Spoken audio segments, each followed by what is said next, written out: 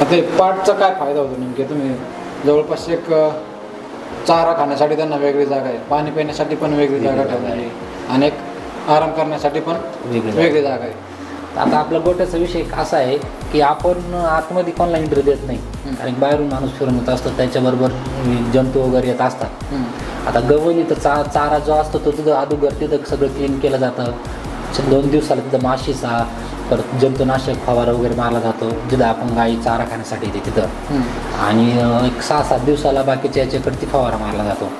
म्हणजे ते तिथं आल्यानंतर चारा खाऊन तिथं समजा त्यांचं दूध काढलं जातं, ते दुधातून खाली दूध पडलं जातं, माशी बसली जाते, तिथं जीवजंतू होण्याचे प्रमाण जास्त असतात. म्हणजे ते चारा त्यांचे फास्ट करून त्याचे दूध काढून झाले की ते आपल्या ठिकाणी जातात. प्रत्येक गायीला 2 पार्ट आहे, म्हणजे सकाळी एका ठिकाणी असते तर संध्याकाळी दुसऱ्या ठिकाणी. म्हणजे त्या ज्या ठिकाणी ते थांबणार आहे तिथं पण ते जास्त वेळ राहिले, तिथं पण जास्त चिडचिड चिखल वगैरे काही नाही. म्हणजे त्यांना बसण्यासाठी सुखी जागा आहे अशी. नमस्कार दादा. नमस्कार. आमच्या इथला फार्मचा पत्ता आणि तुमचं नाव वगैरे सांगा. आपलं फार्मचं नाव आहे रंजन डेअरी फार्म, निमगाव जाळी, तालुका संगमनेर. आणि आपल्या संस्थेचे जे चेअरमन आहे त्यांचं नाव आहे श्री विलास शेठ रंगनाथ उंबरकर. आणि आता सध्या फार्मवर किती गाव अवेलेबल आहेत? आता सध्या 130 आहे, लहान मोठा. त्याच्यात कारवडी आल्यात, गाभण गाई जाणाऱ्या सगळ्या मिळून 130 आहे. आता तुम्ही जे समजा गायांना एक पार्टिशन केलं तर ते म्हणजे त्याचं कारण काय असतं नेमके, कसं पद्धतीने ते नियोजन? आता कसं आहे की चाऱ्याचं नियोजन करण्यासाठी आणि त्यांना ते खाद्य देण्यासाठी तर गाभण गायांसाठी वेगळं खाद्य असतं, दुधाच्या गायांसाठी वेगळं, कारवडीसाठी वेगळं असतं. तर मग आपण ही ज्या कारवडी तर ह्या मागच्या साईडला तुम्ही बघितलं असेल तिकडं केलेलं आहे डिवाईड, आणि जे गाभण गाय त्या साईडला केलेलं आहे. म्हणजे जो TMRमध्ये चारा बनवतो आपण, त्या TMRमध्येच आपण खाद्य टाकत असतो. ते आपली स्वतःचीच कंपनी आहे राधिका महिला ॲग्रो म्हणून, त्याचे ब्रँडनुसार मग ते खाद्य टाकून कारवडीचं सेपरेट, ज्या दुधाच्या गाय आहे त्यांचं सेपरेट, त्यासाठी ते पार्टिशन केलं. आणि त्याची गरज काय असते की जे दुधाच्या ज्या गाय आहे त्या एका साईडला असल्यानंतर त्यांच्यावरती विशिष्ट लक्ष देतं त्याचं योग्य प्रकारे. ते खाद्य त्यांना जे काही चारा वगैरे ते मॅनेजमेंट व्यवस्था करते ते बाकीच्यांना त्यांना वेगळ्या अडचणी असतात त्यांसाठी ते वेगळं केलं असतं. त्याच्यामुळे ते डिवायडेशन केलेले आहे. आणि आता सध्या जे सुरुवातीला किती गाया होत्या? आता साधारण 7-8 वर्ष झालं असं हा फार्म चालू. तेव्हा आपण गाय नव्हते घेतलेले, फक्त 26 कारवडे घेतल्या होत्या, छोटे बच्चे घेतले होते. लोणीच्या बाजारावरून जो बुधवारचा बाजार आहे, तर 7-8 वर्षामध्ये आपण 200पर्यंत गाय गेल्या त्यांच्यापासूनच, त्यांना शॉर्टेज सिमेंट भरून. आता आपल्याकडे तुम्हाला छोट्या कारवड दिसत, हे 6वं जनरेशन आहे आपल्याकडे शॉर्टेज सिमेंटचं. तर मग त्याच्यापासून वाढीत गेलो होतो. आता त्यानंतर मध्ये काय आपण गाया कमी केल्या, जास्त संख्या झाल्यानंतर त्यांचं मॅनेजमेंट लक्ष त्या गोष्टी जरा हे होतं, त्याच्यामुळं मग ते आता सध्या आता कमी केलेलं आहे. आपण शॉर्टेज सिमेंटच्या कारवडे वगैरे पण देत असतो आपण. तुमच्या ज्या फार्मवरती ज्या शॉर्टेज सिमेंटचे कारवडे ते तुम्ही सेल आउट करतात म्हणजे? हो, सेल आउट करतो आपण. गेल्या 1 वर्षापासून सेल आउट, पहिलं सेल आउट केलंच नाही, 1-1.5 वर्षापासून सेल आउट चालू केलं आहे. मग ते आता कमी होत आता येत चाललं आहे आता. म्हणजे आता तुमच्या फार्मवरती जी गाय म्हणजे कालवड असेल किंवा काय असेल तर ती काय प्राईस राहते त्याची? आता प्राईज तशी आपण त्यांची शॉर्टेज सिमेंटची आहे. जी काय कारवड तुम्ही घेणार आहे पहिली, ती पहिल्या त्याला 35+ लिटर दूध देणार दिवसभरातला. आता आपल्या गोठ्यावरती 35+च्याच गाय आहे सगळ्या. म्हणजे जी कोणती गाय देणार ती दिवसभरातलं 35 लिटर दूध देते. आता आपल्याकडं 50 लिटरच्या गाय आहे, म्हणजे 25 लिटर एका टायमाला देणार आहे त्या वेळेल्यानंतर. तर मग त्यांची प्राईस आता आपण एक 6 महिन्याचे बच्चे विकले असे एवढे, तर ते एकूण 41,000 रुपयाला एक, आणि 7 महिन्याचे विकले 49,000 रुपयाला एक कार. असे 10-10चे लॉट विकले आपण आता 8 दिवसापूर्वीच. तर त्यांच्याकडून कसं आहे का तुम्ही जास्त सांभाळण्यापेक्षा थोड्याच सांभाळा, पण त्याच्यातून दुधाचं उत्पन्न जास्त असतं. आता तुम्ही बघितलं असं हे 2-3 महिन्याच्या एवढ्या मोठ्या कारवडे दिसतात ना, आणि आपली 11 म्हणजे काही कारवडे तर 9 महिन्यातच लावलेले आहे, पण 11-12 महिन्यामध्येच बच्चा झाल्यानंतर तिचा गाभण म्हणजे भरण्याचा योग्य होतो, आणि ती 19 महिन्यातच म्हणजे वेळासाठी येते आणि दूध आपल्याला चालू होतं. साधारणतः एक कालवड एक जन्मल्यापासून तर ती प्रेग्नेंट होतं किती खर्च येतो तरी? आता खर्च जसं बघितलं गेलं तर त्याचं कॅल्क्युलेशन परफेक्ट नाही काढलं, पण आम्ही 2-2.5 लिटर दूध एका टायमाला पाजतो तिला. म्हणजे 5 लिटर 5 दिवसाचं 5 लिटर दूध असतं. आणि त्याच्यात कॅटल फीड म्हणजे ते काफ स्टार्टर म्हणून येत असतं, ते काफ स्टार्टर आपण त्यांना देत असतो. सुक्का चारा असतो त्यांना, जो आपला घास आहे तो, आणि आपला कडबा बघितला तो सुकवायचा 2 दिवस, आणि तो सुक्का चारा त्यांना द्यायचा. त्याने त्यांची ग्रीप होत चालते. त्याचबरोबर त्यांचं डिवॉर्मिंग केलं जातं, त्यांचं लिव्हर टॉनिक हे छोटे खर्च केले जातात त्यांच्यावरती. ते करून जे बाकी का तुम्ही बघितल्यानंतर 2-2.5 वर्ष लागतात गाईला माझं येण्यासाठी, पाहायला माझं करण्यासाठी. तर आपल्या कारवडी 9-10 महिन्यातच ते लवकर आपल्या हातात येतात. आणि डिवॉर्मिंग किती दिवसाला केली पाहिजे तरी? आता पहिले कारवड झाल्यानंतर पहिलं डिवॉर्मिंग आमचं 7व्या दिवशी, त्याच्यानंतर पहिले ते 6 महिने त्यांचं 1-1 महिन्याला आहे, नंतर त्याचं 3-3 महिन्याला आहे डिवॉर्मिंग. तुम्ही डिवॉर्मिंग जर लक्ष दिलं तर तुमचे जवळजवळ 80% आजार कमी होतात गायचे, डिवॉर्मिंग तुमचं जर वेळ असलं तर. तुमचं म्हणजे प्रॉपर नियोजन आहे. आता बऱ्याचशा फार्मरकडे कशा 10 गाय असतात, त्याच्यामध्येच बराचसा खर्च असतो मेडिकलचा असेल. आता तुमच्याकडे जवळपास 100+ आहे, तर तुमचा काय खर्च येतो तरी? आमचा म्हणजे तुम्ही बघितलं तर आम्ही फक्त गाई भरण्यासाठीच डॉक्टर येत असतो. तर क्वचित काही इन केस 5% सुद्धा नाही एवढा गोट्याचा तुम्ही डॉक्टरचा खर्च म्हणला तरी. मॅनेजमेंट प्रॉपर असल्यामुळं त्यांना पूर्ण फिरण्यासाठी जास्त जागा आहे. परत त्यांचे ते फक्त चारा खाण्यासाठी 1 ते 6 तास येत असतात तिथे. बाकी ते मोकळेच फिरले असतात, त्यांना पाणी वगैरे सगळे तिला ते असतं योग्य. त्यांचं फ्री वातावरण असल्यामुळे त्यांचं ट्रेस येत नाही, त्याच्यामुळे ते जनावर हे हॅपी राहत असतं. त्याच्यामुळे जास्त आजाराप्रती कन्वर्ट होत नाही. क्वचित 5-10% प्रॉब्लेम येत असतो. म्हणजे चारा जेवढं कमी वेळात 1-6 तासात त्यांचं काम होतं का? हा, 6 तासात काम होतं. आता ज्या मोठ्या गाय आहेत त्यांना आपल्याकडं दिवसभरातलं 25 किलो चाराच फक्त, म्हणजे 12:30 सकाळी, 12:30 संध्याकाळी.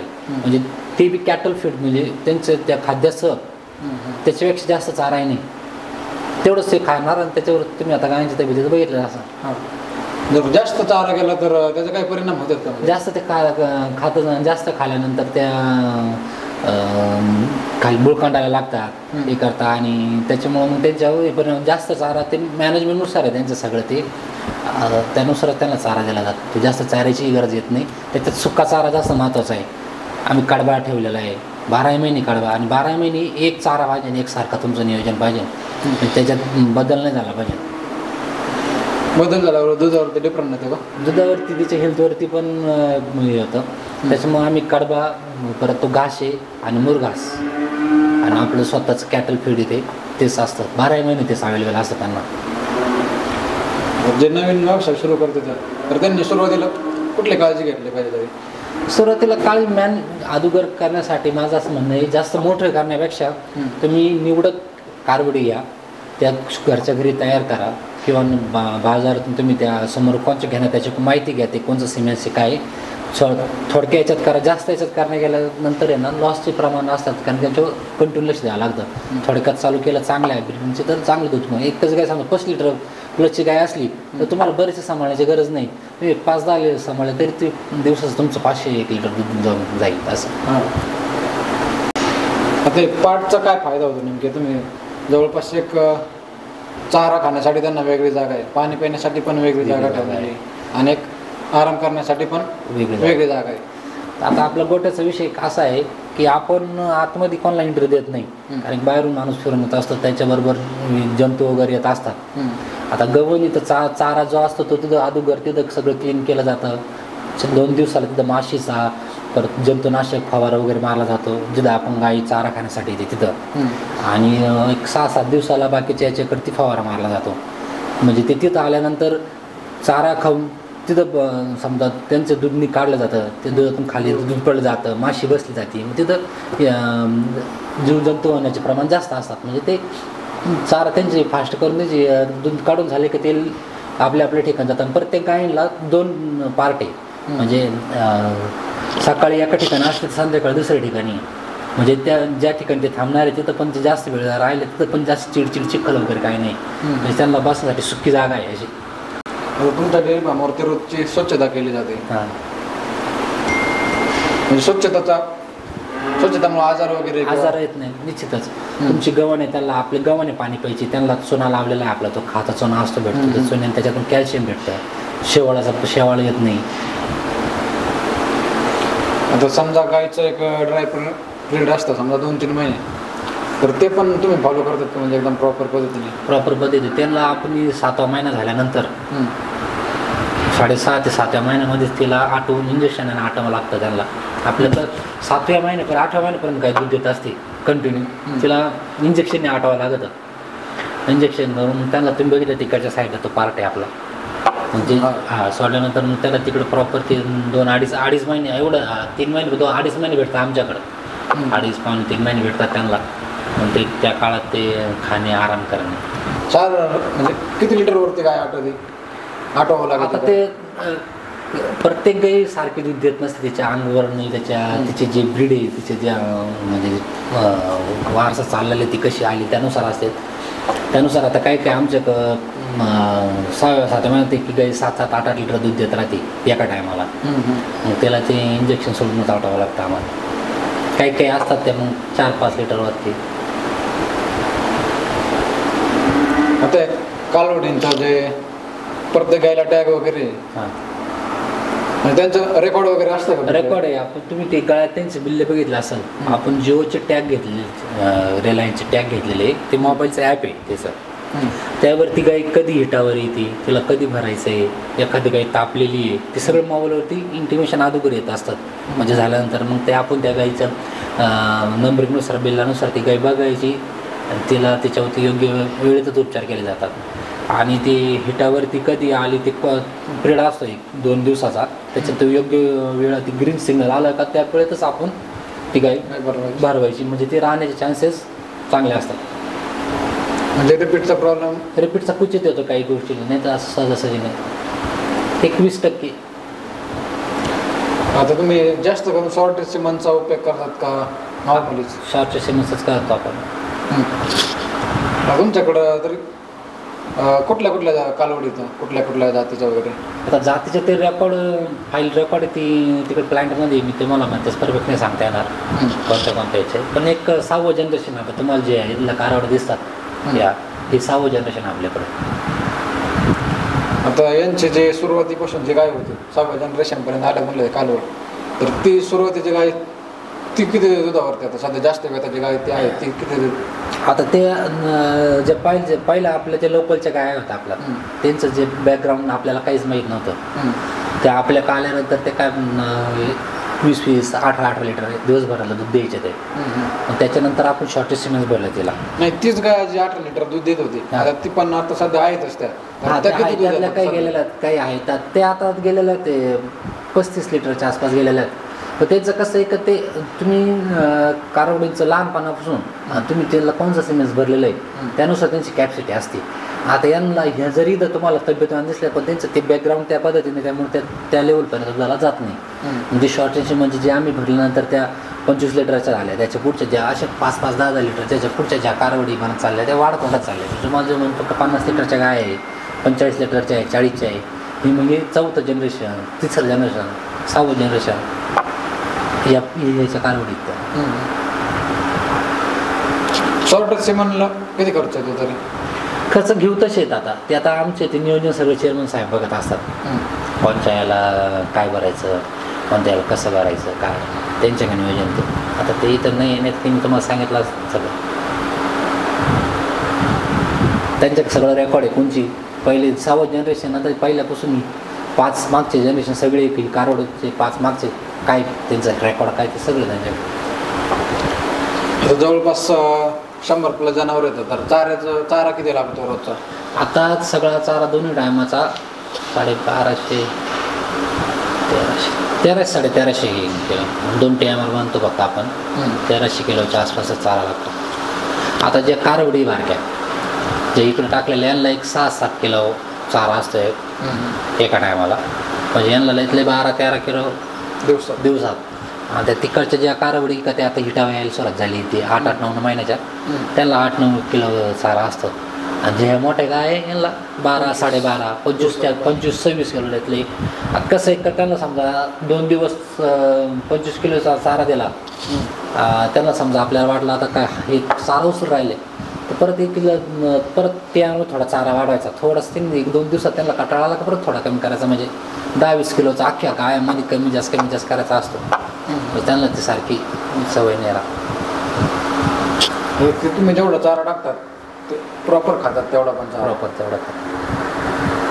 आणि त्याच्यामध्येच मिनरल पशुखाद्य आता आपली राधिका महिला अगर फार्म आहे कॅटल फीड म्हणून तिथं म्हणजे सगळंच तुम्हाला त्याचं ॲग्रिमी परत दुधाच्या गाभण गाई कार्बट हे सगळ्यांचं मका बारडा हे सगळं तिथं बनवते. मग तिथूनच आपण आपलं स्वतःच येते मग तिथून येतात तिथं TMRमध्ये आपण टाकत असतो त्याचं ॲग्रिमी परत समजा 2-4 दिवसातून सोडा मीठ थोडं टाकत असतो त्यांना. आणि जे मिनरल मिक्सर असतं ते चेंज केलं जातं का मंथली का नाही? प्रत्येकाचं वेगवेगळं आहे. ज्या गाबांचं आहे त्यांचं वेगळं आहे ज्या इकडे या दुधाचे त्यांचं वेगळं आहे आणि जे कारवडी त्यांचं वेगळं आहे. आता भरपूर मोठा फार्म आहे. आता क्षेत्र किती आहे आमचं तरी 2 एकर असतात. आणि याच्यामध्ये इन्व्हेस्टमेंट किती झाली असेल? आता इन्व्हेस्टमेंट निसतेच याला मी परफेक्ट आकडा नाही सांगू शकत. 1-2-2.5 कोटी झाले असेल नुसतं उभं हा अंदाजे असं आता मी परफेक्ट नाही सांगू शकत तुम्हाला काय ते कंटिन्यू काम चालूच असतं काही ना काही नवीन. आता तसं मुलांना नॅचरल हवं आहे त्याच्या फार्ममध्ये तर पंखे वगैरे काही आवश्यकता पडत नाही इकडं तर फक्त आता एक नॉर्मली इकडं पंखे का बसवलेले का ते खाली पावसाळ्यामध्ये चिडचिड झाल्यानंतर ते सुकण्यासाठी बसवलेली आहे. तुम्ही शेडची हाईट बघितली हाईट त्यासाठी दिलेली आहे की हवा फिरती राहिली पाहिजे त्यानुसार म्हणजे जंतू वगैरे सुद्धा बाहेर निघून जातात जास्त तिला चिडचिड होत नाही. आता फार्मवरती हायस्ट मिल्किंगची गाय किती लिटरची? 50 लिटर 50 लिटरपर्यंत हायस्ट आहे आपली 35+ सगळ्या म्हणजे जी कारड तुमची जनलेली ती 5-6-10 दिवसामध्ये ती 35 लिटरपर्यंत येते.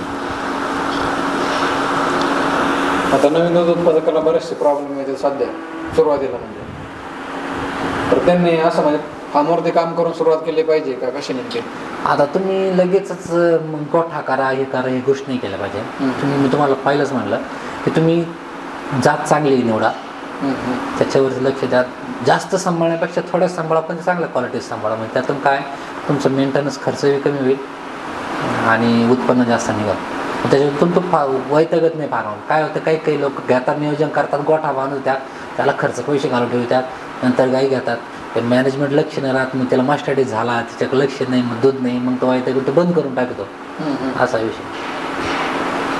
आता आम्ही 3-4 जण आहे स्वतः चेअरमन साहेब आहे मी आहे आणि आम्ही 1-2 लेबर घेतो असतो आम्ही सगळं मॅनेज एवढं गोठा नाही आम्ही 4-5 जण तुम्ही बघितलं तर एवढं 4-5 जणच करत फक्त पिळण्यासाठी 2-3 जण लागतात नाही तर मग ते आम्ही सगळं करतात.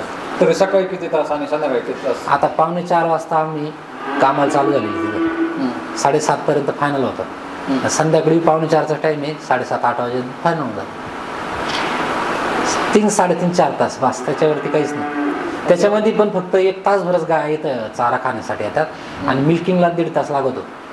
बाकी ते गेल्यानंतर मग त्यांचं शेण उचलणे झाडझुड करणे परत चारा टाकणे या पुढची तयारी समजा आता इथं तर उद्या सकाळची तयारी पण ते आम्ही आत्ताच करतो असं. ते मोर असा जे बंकर बनवले तर बंकरचा काही प्रॉब्लेम येतो का? काहीच नाही एकदम उत्तम आहे. त्यातून आम्ही GCB घालतो असं दाबायला आणि वरती घालतो ट्रॅक्टर ते मग एकदम प्रॉपर निघतो तो.